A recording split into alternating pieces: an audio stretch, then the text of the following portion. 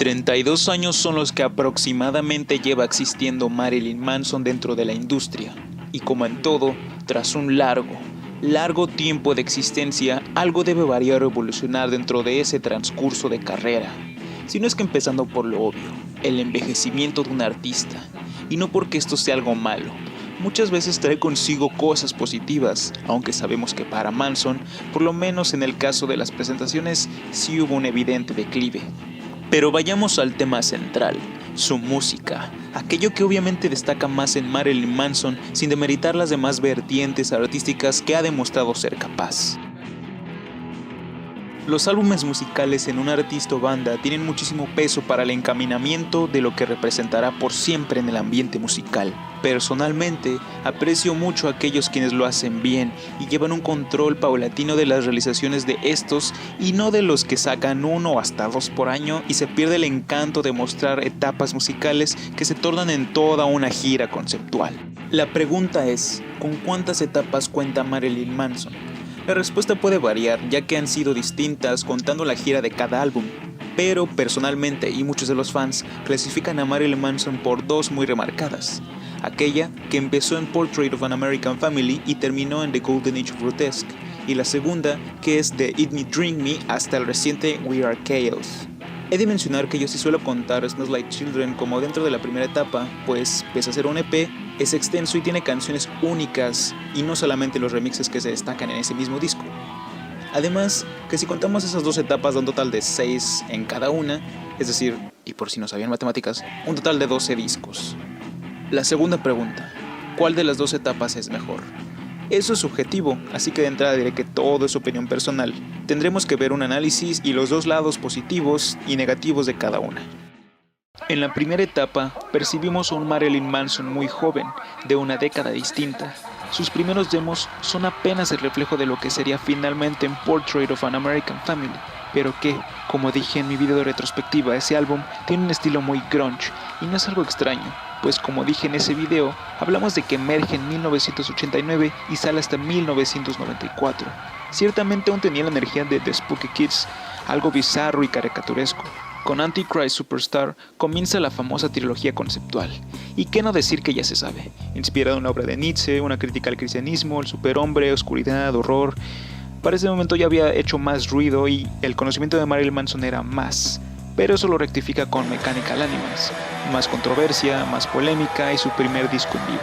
Luego con Hollywood in the Shadow of the Valley of Death, el inicio de una nueva década y el desagrado de los padres, pues sabemos que supuestamente la música de Manson inspiró por esta época la masacre de Columbine, pero todos sabemos que fue más de al revés, Manson inspirado por los hechos. Finalmente, la que para muchos fue el comienzo de una decadencia de Golden Age of Grotesque, pero al menos para mí, aunque ya había acabado la trilogía que se conecta conceptualmente, aquí también hubo algo de conceptual, además que tuvo varios de los riffs más poderosos. Creo que todos estamos de acuerdo que esta primera etapa tiene más cosas buenas, diría que es perfecta, pues es el surgimiento del personaje, los discos más conceptuales y que también era reconocido no solo él, sino los músicos con los que estaba trabajando. Los shows eran espectaculares, sobre todo un performance que, no obstante, por su condición fue disminuyendo en calidad. El sonido que caracteriza esta primera etapa es por ser el más irreverente y oscuro. Es más notable su voz joven y desgarradora que narra historias inquietantes, poemas lúgubres y de crítica social muy agresiva. Depresión, lujuria, fue lo que más caracterizó a Manson. Aquí empezamos con el pie izquierdo. Ya no hay disco conceptual realmente. Con Eat Me Drink Me, que está lejos de ser mi álbum favorito, aunque tiene canciones que me gustan, hay que entender primero el contexto. Era 2007. La música popular en el rock y el metal ya no era tanto el new metal o el industrial metal, como lo pudo ser años antes. Sí había varias bandas nuevas emergentes, pero lo que se popularizó en ese entonces era el pop punk y esa energía emo de la época, con bandas como My Chemical Romance. Quizás Manson sí tenía cierto chance de ser parte del nuevo movimiento, y así Eat Me Drink Me tuvo de entrada ese concepto. Fue el disco que después de Mechanical Animals tenía más baladas y sonidos melancólicos y agresivos. Totalmente el sentido emo, pero Manson no lo aprovechó al 100. Sí, tuvimos el increíble video de Heart Shaped Glasses, por ahí el cover de This Is Halloween, If I Was Your Vampire, entre otras que me gustan bastante, pero no fue tan memorable. El disco se siente sin rumbo, sin un final, poco convincente a comparación de los anteriores. Y de hecho aquí es donde odio más la sobreproducción en su voz. No me malentiendan, la instrumental me encanta, pero ese contraste entre su voz no me termina de convencer. Con The High End of Low me encanta en comparación de Eat Me Drink Me, que se siente como una extensión de esa época emo, pues de hecho es donde vemos a Manson menos desmaquillado pero con retoques emo. Me encanta, y aquí el sonido y la instrumental es mucho mejor. La sobreproducción de su voz ya disminuye y me atreveré a decir que Running to the Edge of the World es su mejor balada, por muchos sentidos. Quizás me odien por esa declaración, pero así yo lo veo. Con Born Billion, un disco que me encanta también, aunque la voz aquí ya se empieza a notar como a mí me gusta, nuevamente no hay un rumbo como tal, sin concepto, aunque se siente la oscuridad tranquila y un tanto agresiva del disco. No tiene mucho que ofrecer, pero a comparación de los anteriores es mucho mejor. Hay un mensaje y un entorno en el disco. Llegamos a mi favorito de esta época, The Pale Emperor. Llegará el día que le dedique un video, pero ¿qué puedo decir? Es rock and roll en todo su esplendor, un blues oscuro, y aquí si bien tampoco hay concepto, es experimental. Todo el disco se siente con un mismo sonido, es exquisito de principio a fin. Pero luego, con Heaven Upside Down, se sentía casi como una segunda parte de Pale Emperor. Pero resulta que tiene un camino un poco raro, porque al final, mientras más avanzaba, se sentía flojo y con canciones que parecen inconclusas. No me deja satisfecho, y la portada y el arte conceptual son bastante simples. Finalmente, con nuestro último disco, We Are Chaos, ya tiene un video dedicado, pero entre toda esta nueva época, es mi segundo favorito.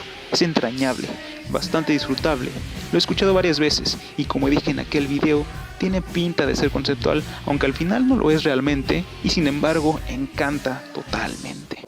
¿Cuál es la mejor faceta de Manson?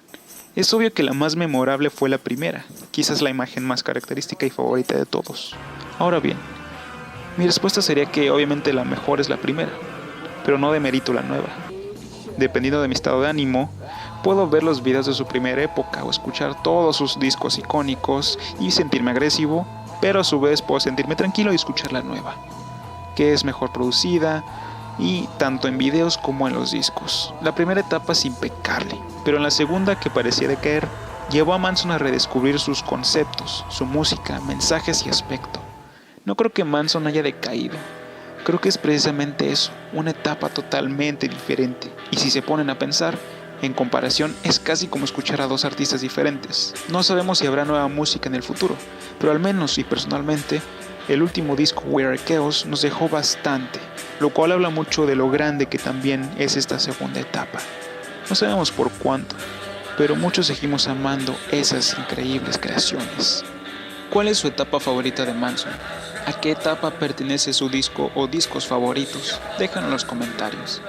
Así muy pronto haremos el video de cuál es el mejor disco de Marilyn Manson. Por otra parte, debo agradecer a la gente que estuvo comentando en mis videos, que me motivó a regresar al canal tras un año, casi un año de ausencia. No es como que tenga muchos suscriptores, pero de verdad se los agradezco bastante.